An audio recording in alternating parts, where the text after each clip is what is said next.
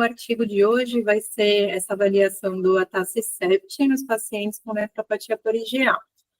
Esse artigo, na verdade, ele é a continuação de um estudo que já começou faz um tempinho, inclusive esse foi um artigo que foi publicado no começo do ano, que falou dos primeiros dados, dos primeiros resultados do atacicept nesses pacientes, e agora o artigo de hoje vai continuar essa avaliação e falar dos novos resultados. Então, só para lembrar um pouquinho de nefropatia por IgA, então, a nefropatia por IgA ela tem predomínio em adultos jovens, ela tem natureza progressiva e um efeito significativo na expectativa e na qualidade de vida. Então, pelo menos 50% dos pacientes com nefropatia por IgA, eles desenvolvem insuficiência renal dentro de 10 a 20 anos do diagnóstico inicial. E embora as terapias atualmente disponíveis, elas forneçam benefícios, elas não conseguem impedir o declínio implacável, um declínio total na função renal. E a menos que esse declínio da taxa de filtração glomerular ele possa ser minimizado, a maioria dos pacientes provavelmente apresentará insuficiência renal durante a sua vida, apesar dos cuidados de suporte e dos tratamentos que a gente tem atualmente. Falando um pouquinho de fisiopatologia, então a nefropatia por IgA é um distúrbio da regulação das células B, caracterizado pelo acúmulo de imunocomplexo contendo IgA mesangial. E tanto as formas patogênicas da IgA, que comumente a gente mede como IgA1, que é a IgA deficiente de galactose, GD-IgA1, quanto os anticorpos que reconhecem essa IgA, eles são produzidos por células plasmáticas derivadas de linfócito B. E daí algumas citocinas, fator de ativação de células B e ligante indutor de proliferação A, que seria BAFF e APRIL, são membros da família TNF e elas estimulam a maturação, a função e a sobrevivência das células B, incluindo a troca de classe da IgA. Então, elas teriam aí um fator de regulação nas células B. E a desregulação dessas citocinas, elas têm sido associadas a níveis séricos elevados dos anticorpos GD e GA1, específicos de GD e GA1. E daí vão formar, têm sido associadas com a formação dos complexos imunes, recrutamento de células inflamatórias para o glomérulo, e todas essas características são centrais na patogênese da nefropatia por IgA. Além disso, os níveis desses fatores, do BAFF e do APRIL, foram encontrados elevados nos pacientes que têm diagnóstico de nefropatia por IgA, e eles podem se correlacionar com a gravidade da doença. Então, só para lembrar, né, então tem aquilo lá que a gente falou, desses fatores relacionando com a IgA anômala, né, que GA1, GD e GA1, e isso vai formar os depósitos de imunocomplexo nas células no mesângio, o que faz a ativação de outros tipos de células e a inflamação local, que é a característica da nefropatia por IgA. Falando um pouquinho do atacicept, então o atacicept ele é uma proteína de fusão totalmente humanizada, composta pela porção extracelular de um receptor nativo, justamente para esses fatores que eu citei, BAFF e APRIL. E daí ele tem um ativador transmembrana, modulador de cálcio e interator ligante de ciclofilina, que é o TACI. E daí ele resulta em um receptor solúvel, enfim, com potência nanomolar para ambas as citocinas. Então, qual que é a importância de tudo isso? Então, é um fármaco que ele permite a inibição da sinalização de BAFF e APRIL por esse receptor TACI de células B. E daí, dessa forma, ele agiria interrompendo a imunopatogênese que eu citei da nefropatia por IgA. Então, falando um pouquinho do estudo. O estudo, ele foi um estudo randomizado, internacional, então tem alguns centros participando, multicêntrico, de fase 2B, que incluiu um período duplo cego. Esse período duplo cego foi o que foi publicado nesse artigo do começo do ano, e um período controlado, e um período open label, que é isso que ele cita agora nesse artigo. No período duplo cego, os participantes receberam atacicept 25, 75 e 150 miligramas, então eles estavam em grupos diferentes e foram comparados com o placebo. Isso tudo foi autoadministrado em casa por injeção subcutânea semanalmente por 36 semanas. Os participantes que concluíram esse período duplo cego, eles foram elegíveis para essa parte agora que é o Open Label. E daí todos os participantes do placebo ou do atacicept entraram nesse período agora Open Label, que receberam a mesma dose do atacicept por 150 miligramas, por 60 semanas. Então, voltando um pouquinho lá, esse é o desenho de todo o estudo, então, desde a parte duplo cego até agora a continuação.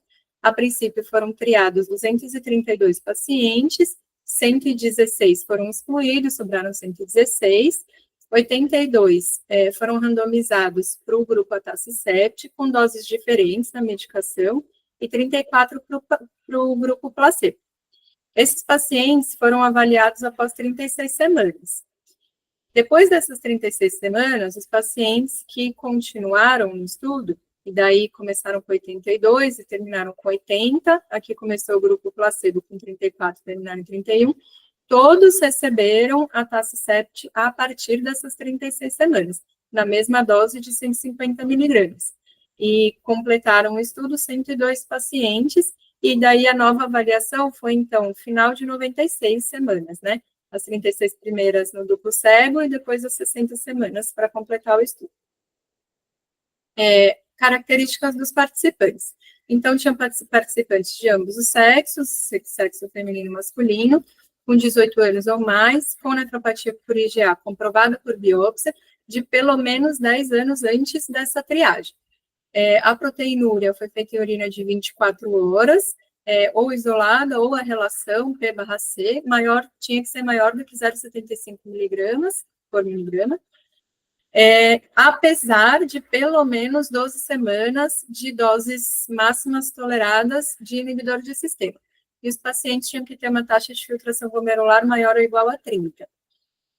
Foram também elegíveis para o estudo pacientes em uso de inibidor de SGLT2. Pacientes com causa secundária de nefropatia por IgA foram descartados, por exemplo, cirrose, vasculite por IgA. Ou os pacientes que tinham evidência de nefropatia por IgA rapidamente progressiva, com perda de mais de 50% da taxa de filtração glomerular em 3 meses, ou evidência de síndrome nefrótica nos últimos 6 meses. Então, albumina menor do que 3 e a relação P/C maior do que 3,5. Esses pacientes todos foram excluídos. Os dados demográficos, incluindo idade, sexo, raça, características clínicas basais, foram todos coletados no momento da inscrição do estudo. Então, os principais pontos dessa nova parte do estudo, então, foi avaliado o duplo cego, depois eu até volto um pouquinho nos resultados dessa parte do duplo cego, mas a partir de agora, nessa parte open label, então, todos os pacientes estavam recebendo a mesma dose e todo mundo sabia o que estava recebendo, tanto os pacientes quanto os médicos. E daí o que eles estavam querendo avaliar.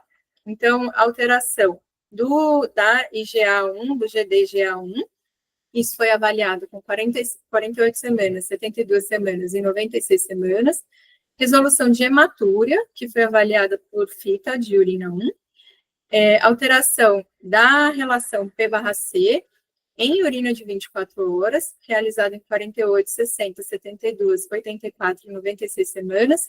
E a alteração de taxa de filtração glomerular. Isso foi avaliado em 38, 40, 48, 60, 72, 84 e 96 semanas. Esses endpoints, eles incluíram eventos adversos e alterações laboratoriais clínicas que foram avaliados até o último ponto de corte que os dados foram coletados e publicados, que foi 3 de junho de 2024.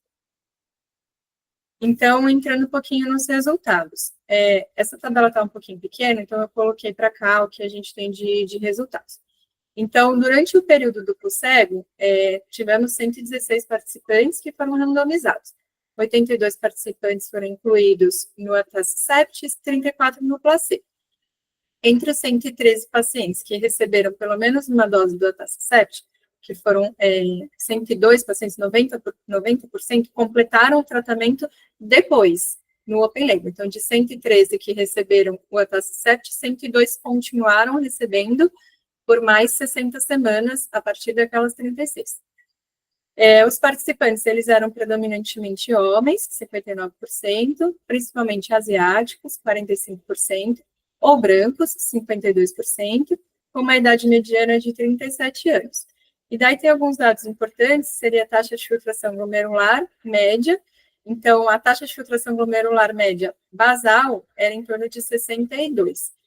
E a relação P/C na urina de 24 horas, média basal, era em torno de 1,8.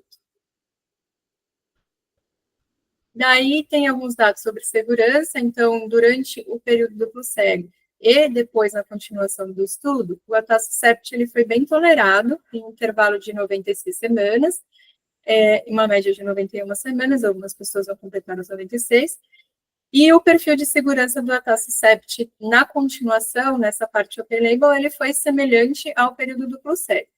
A proporção dos pacientes com evento adverso emergente do tratamento no período open label foi de 60 semanas, também foi semelhante à do atacicept durante o período duplo cego e também aos pacientes que estavam no grupo placebo. Houveram 12 efeitos adversos mais graves durante essa continuação do estudo e 5 durante o período duplo cego. E desses 5, 3 eram do grupo placebo. Então, aqui, só falando dessa parte, então, os pacientes, nas primeiras 36 semanas, enquanto eles estavam randomizados no estudo duplo cego, eles têm, então, 82% de efeito de evento adverso no grupo placebo, 73% no atacicept, e depois 85% na continuação do estudo.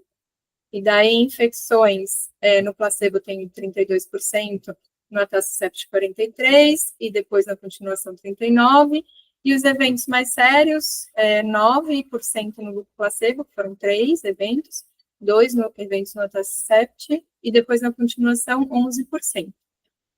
Não teve nenhuma morte. Os níveis séricos de imunoglobulina IgG, IgA e IgM, eles diminuíram conforme o esperado após o tratamento com a atacicept no duplo cego e continuaram no open label. Foi consistente com o mecanismo da ação de modulação das células B. Houve um participante que, assintomático, não infectado, foi optado por interromper o tratamento porque ele tinha um nível de IgG menor do que 3. E esse tratamento foi interrompido com 82 semanas. As reduções em imunoglobulinas, elas foram monitoradas e não foram associadas com nenhuma infecção grave ou eventos adversos mais graves.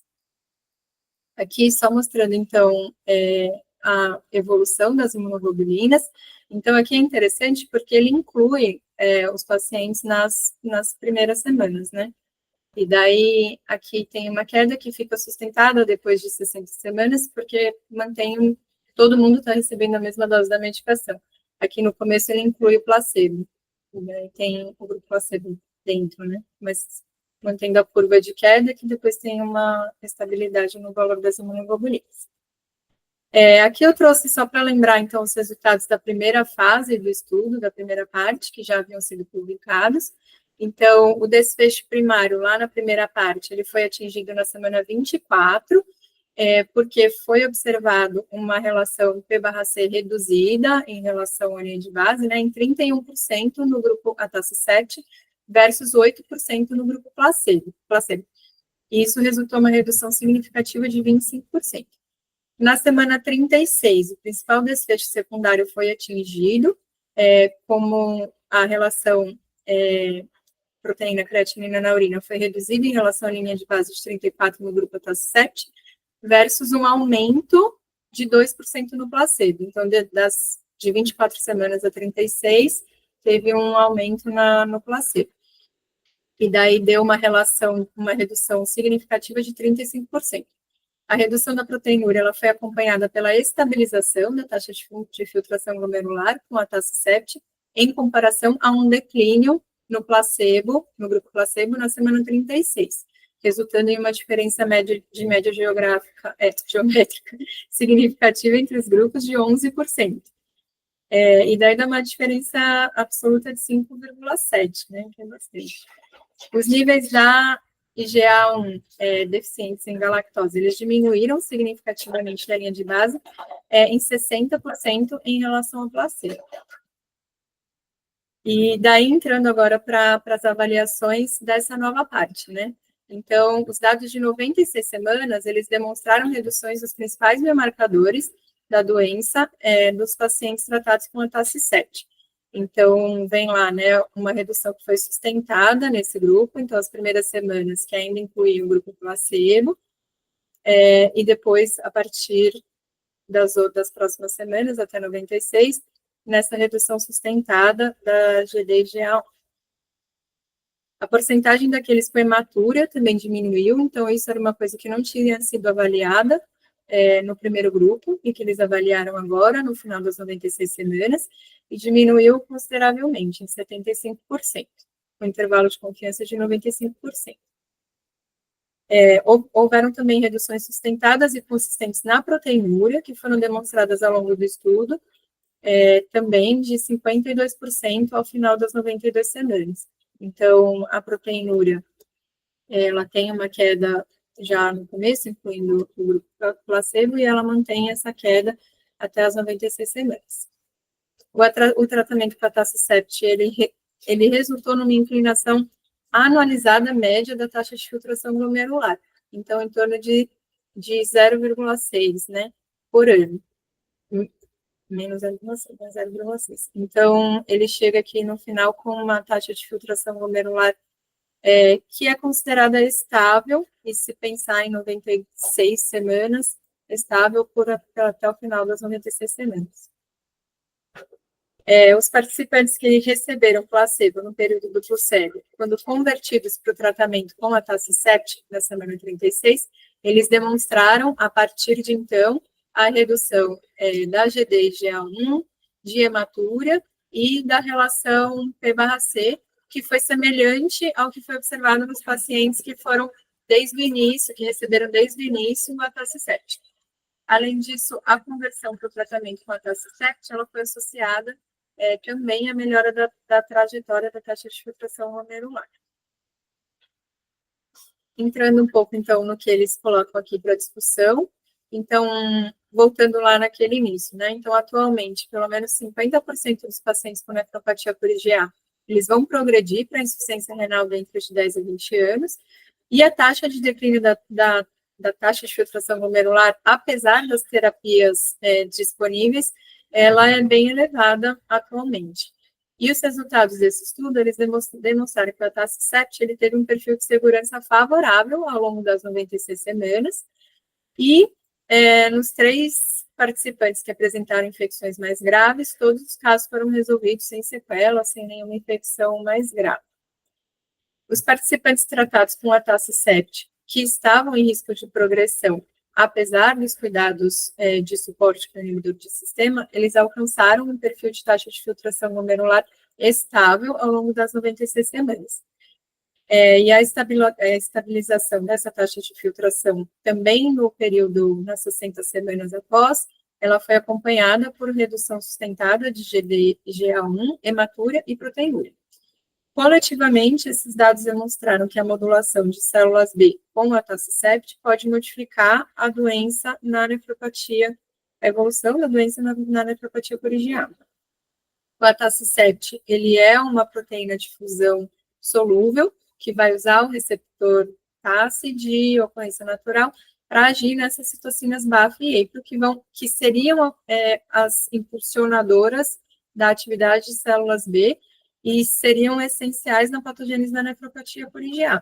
Então, ele entra como uma droga de inibição dupla, que vai modular a atividade das células B, reduzindo a produção da GD e GA1 e a formação dos imunocomplexos que ativariam a inflamação e a lesão glomerular no desejo. Essa modulação das células B, ela ocorre sem evidência de depressão ou imunossupressão de células B sistemicamente, assim, apesar das reduções das imunoglobulinas. Então, parece uma droga passível de administração crônica, sem efeitos colaterais graves. A conversão de um perfil de taxa de filtração glomerular em pacientes com nefropatia por IgA, de um declínio constante para estável ao longo das 96 semanas, Ela é uma descoberta única e apoia o potencial do atacicept para modificar a história natural da doença.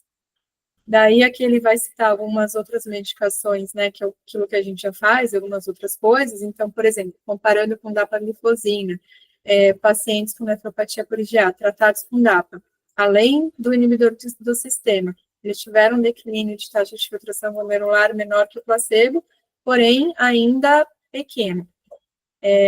Uma outra droga que ele cita, né, Nefecon, recentemente aprovado para o tratamento de IgA. Ele também melhorou a relação proteína-creatinina urinária e taxa de filtração glomerular comparada com o placebo, mas os participantes eles tiveram um declínio de menos 6,11 ao longo de 2 anos. O tratamento com o antagonista duplo, que é o Spazertan, que a gente já discutiu aqui também, ele foi associado a um declínio de taxa de filtração glomerular de 2,9%.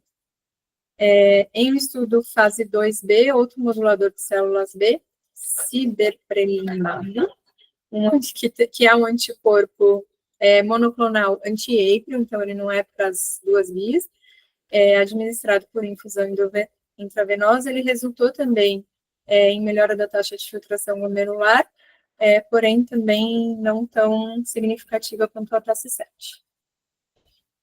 Outra descoberta importante foi a melhora na hematúria, que não tinha sido avaliada nas primeiras semanas.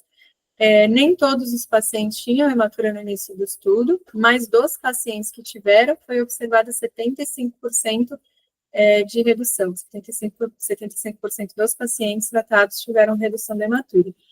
E acredita-se que a hematúria seja, sim, uma manifestação da inflamação glomerular na nefropatia por IgA, e por isso da melhora da hematúria.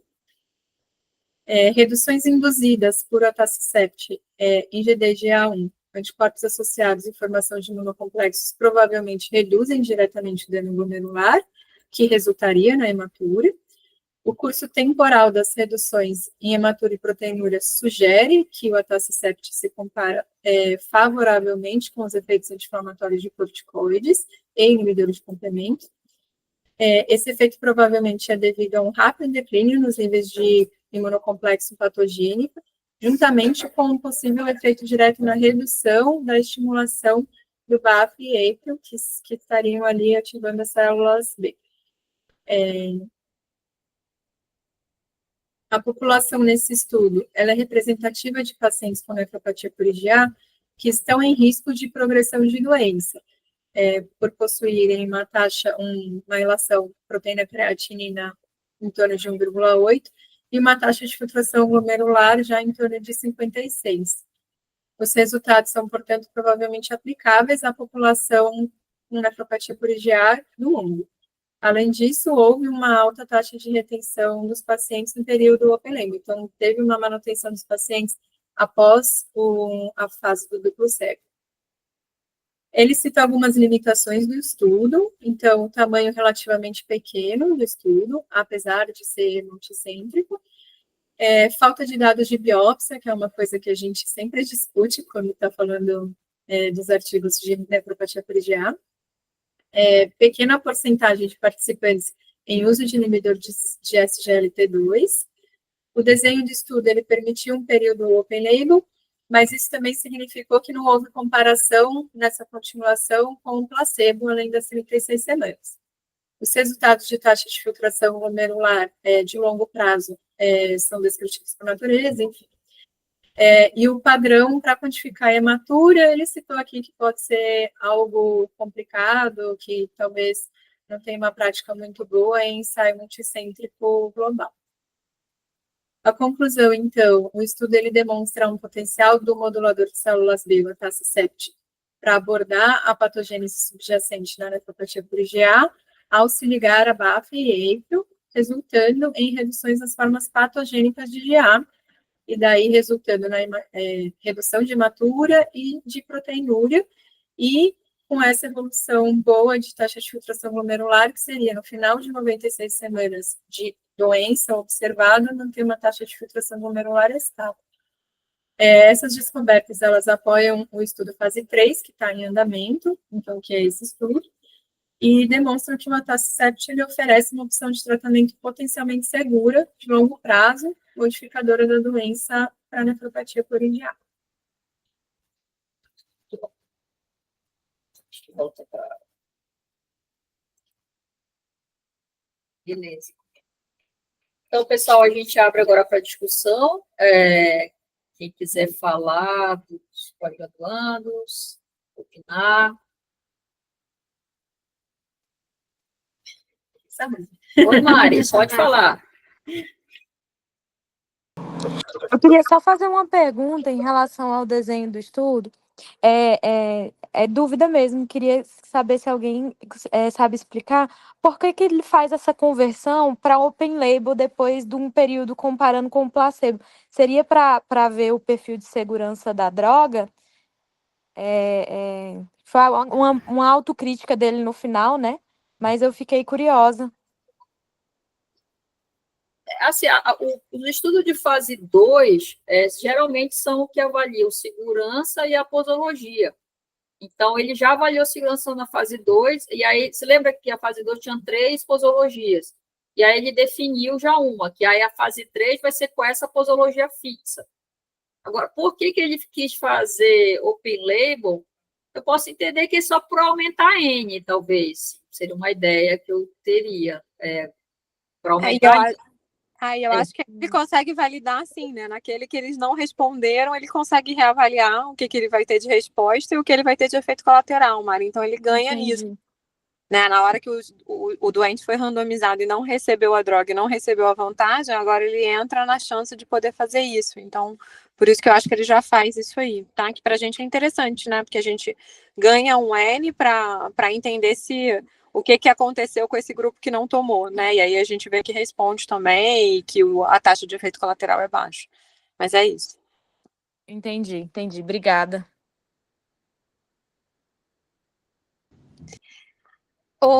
Renata, deixa eu só te perguntar uma coisa que eu não vi aqui, né, pelo menos nas tabelas. Quanto que caiu em percentual a IgG e a IgA dos pacientes, hein? Peraí. Eu não... O que mostra, deixa eu ver se tem.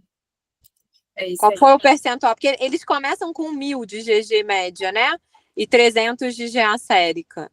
Isso eu consegui pegar na tabela aí. Aí cai... É que essa daqui tá no suplementar. É a porcentagem de cai, tá aqui, ó. É 0, 20, chegou a cair 40%. 40. IgA... não, só para ver se eles vão fazer alguma hipogama mais importante, né? 40% eles vão para os 600 de IgG. Ao qual? IgM. A IgM? A IgM não me preocupa, não. A IgA também não. A IgG é que mais me preocupa e não sai. Caiu até uns 40%. 40%, Tá. A Sá vai fazer um comentário. Pois Parabéns. Na verdade, era isso, continuando essa questão do estudo fase 2, que a gente vai aguardar aí a comparação com o placebo, né, porque ele faz até uns comentários dos resultados bons que ele teve, né, da estabilidade da taxa de filtração glomerular e da redução da hematura e tudo, mas ele não tem essa comparação com o placebo, né, ele chega a comparar lá com os estudos inibidor de SGLT2, com o MEFCON e tudo, mas todos esses fizeram comparação com o placebo, né? Então, a gente falta isso, que é o estudo fase 3, só que a gente tem um trechinho que pode dar a entender que vai ter uma resposta realmente favorável, que acho que no material suplementar, ele faz uma comparação do próprio grupo do placebo, que era da primeira fase, com o grupo que recebeu o medicamento. Depois, então ele compara no mesmo grupo, né? Quem recebeu com o anterior, com a fase placebo. E aí teve uma melhora, né? A taxa de filtração. Aqui tem dos efeitos adversos, tem uma outra tabelinha. Tem uma tabelinha, né, no material suplementar, que ele faz uma comparação dentro do mesmo grupo que placebo, que depois recebeu 150 miligramas, né? Foi só placebo até 36, e depois ele recebeu 150 miligramas por 60 semanas. E aí, quando você comparou esse grupo, teve um benefício, mas um estudo aberto, né, que está sabendo ali da medicação. Eu tenho duas questões. Eu não cheguei, assim, a perceber se ele falou alguma coisa de linfopenia né, de redução nas contagens dos linfócitos e sobre vacinação, se ele comentou alguma coisa relacionada a isso. Porque quando você bloqueia as duas vias, né, EPO e BAFF, você está bloqueando também a proliferação de linfócitos B junto, né, e a ativação e tudo. Eu não sei se ele fala no primeiro estudo, alguma coisa sobre isso. Nesse ele não falou, trouxe. Não. Nenhuma das minhas coisas. Nem da vacinação. Lê. O que você comenta aí? Cris, eu acho que assim, a ideia é muito interessante, né? Porque assim, realmente eu acho que do ponto de vista fisiopatogênico me agrada um pouco a droga. É uma droga que tem um efeito que eu entendo que o perfil de segurança provavelmente é melhor mesmo do que o que a gente faz com depressão completa de linfócito B. Então, nos aspectos gerais eu gosto, mas eu acho que a gente ainda precisa de um pouco de tempo para avaliar tudo isso. Até porque, assim, na minha cabeça sempre fica, e a resposta foi rápida de redução da proteinúria, né, que ele tem até. Porque eu pensaria que talvez tivesse que demorar mais essa resposta, né? Porque ele vai primeiro depletar o que está depositando, para depois a gente conseguir limpar no rim, para depois ver o que estava acontecendo. Então, toda vez que eu fico pensando nessas coisas, eu fico achando como é que a gente vai, com tanta droga nova que está saindo, né? O que a gente vai conduzir na prática na hora que a gente está tratando o paciente? Eu sempre fico pensando que, na minha cabeça, num doente muito agressivo, por exemplo, de atividade histológica, a primeira coisa que eu tentaria era, tipo, inibidor de complemento, né? Aquelas coisas que eu vou agir no local mesmo da onde está a inflamação. E que essa seria uma droga para ser usada em conjunto e depois, suspendendo o inibidor de complemento, continuar a longo prazo aí, para a gente evitar uma nova formação e uma nova inflamação. Mas eu não sei, isso aí são coisas que eu fico pensando, floreando coisas de fisiopatologia, né? Eu não sei se a gente em algum momento vai associar essas drogas ou não, mas o mecanismo, né, dessa medicação, eu acho que é um mecanismo bom, assim, do ponto de vista de onde age na fisiopatologia. Então, é uma droga que eu acredito que vai poder funcionar. Só de novo, né? Eu caio sempre também nesse mesmo comentário. Que é a minha dúvida, até quando? Né? Quando eu suspender, vai voltar tudo? Esse é o outro problema, porque realmente a gente não tem nada que a gente consiga resolver em definitivo o que gerou a doença inicialmente, né? Então essa é a outra questão que sempre fica na minha cabeça, né? Quanto tempo vai durar esses tratamentos que a gente está propondo aqui, né? E o que vai acontecer quando a gente suspender? Mas é isso, eu acho. Muitas dúvidas, né? Mas o trabalho é legal, assim, do aspecto geral, né? Ele consegue mostrar, inclusive, a redução da imunoglobulina, né? Então, eu acho que isso é legal da gente ver que o mecanismo que a gente pensa de fisiopatogenia está comprovado ali. Legal, Lê. Assim, além da questão da biópsia, que ele não mostrou e ele comenta como limitação, ele não colocou, porque os outros trabalhos que a gente leu, que foi o Iptacopan e a Trazentana, ele põe a média de tempo entre o diagnóstico e entrar no estudo. E aí ele não põe, ele não dá essa informação, ele fala que é até 10 anos, mas ele não faz uma média. Então, a gente não sabe o quão antigo esse paciente é, né?